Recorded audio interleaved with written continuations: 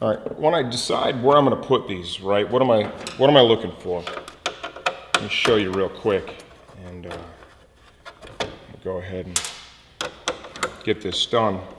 Once again, it's all about the position of the radiator, any of the coolant hoses. You know, you don't want to have a fastener that's going to be just right on that all the time, vibrating, rubbing.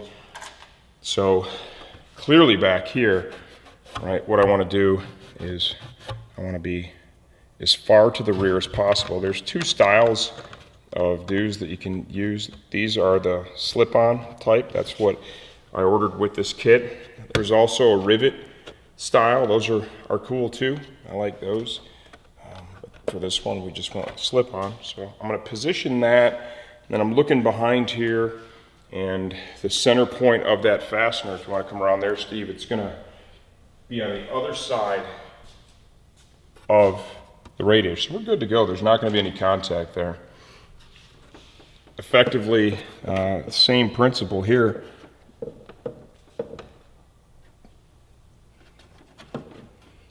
All right, I'm going to locate this more towards the front, right, space my part a bit. It's going to give us a good fit and finish too. Really hold the pieces together nice. All right, so we'll get that into position. Just kind of vet that out, and you can see the fastener will come through, and it should be literally pretty much just off of the radiator. So the two forwardmost places is where I've decided. I'm going to leave those clips in position now. I've already done the other side. We'll lift this back up.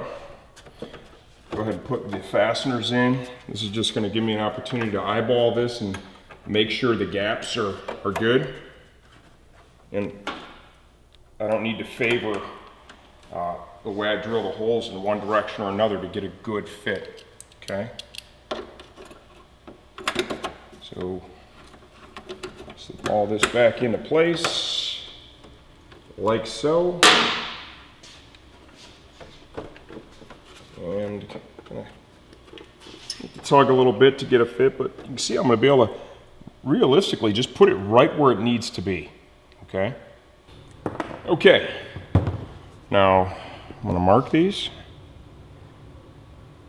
Yeah, amazing. I'm like a human self-centering punch. Look at that, perfect. We are going to now pull the fasteners, right, the backing plates off, and drill through.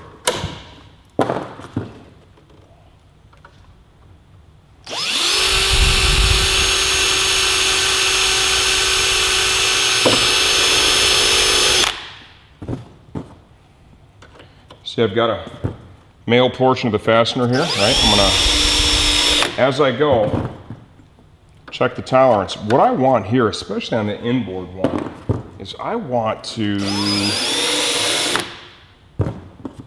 have a little extra operating room, okay? And what this allows for, and if you've done this before, is taking the bodywork on and off, right? It just happens so much easier. And I'm gonna go, I feel like I wanna go just maybe one more step, and I wanna kinda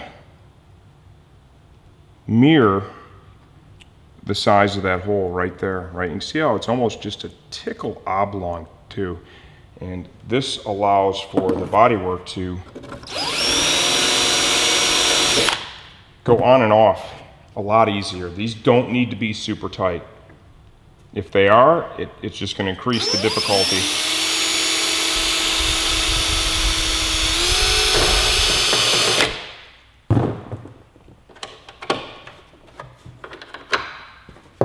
Okay, now, this is the important part right here. You want to do a really nice job of matching these two up. This is a spot where, honestly, a great approach is to have a second set of hands. So, okay, got Stan here holding the upper and the lower. That second set of hands is a real benefit here. I've got the body lines super nice. Now I'm going to come in here, okay, and mark those holes, like so. I will drill from the inside out. I'm going to fasten these two, and then we're going to mark the other side. Okay, same deal here.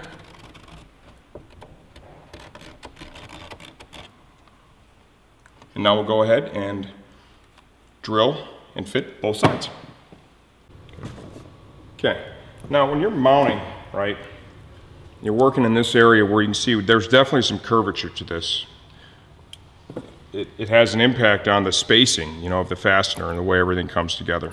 Okay, and it could be more difficult to get the fastener to pass through and grab onto the pin in the back. So what I like to do is we'll take this backing plate, right, and to kind of work around that curve a little bit, we're going to tweak it on the outer portions of the plate, like so.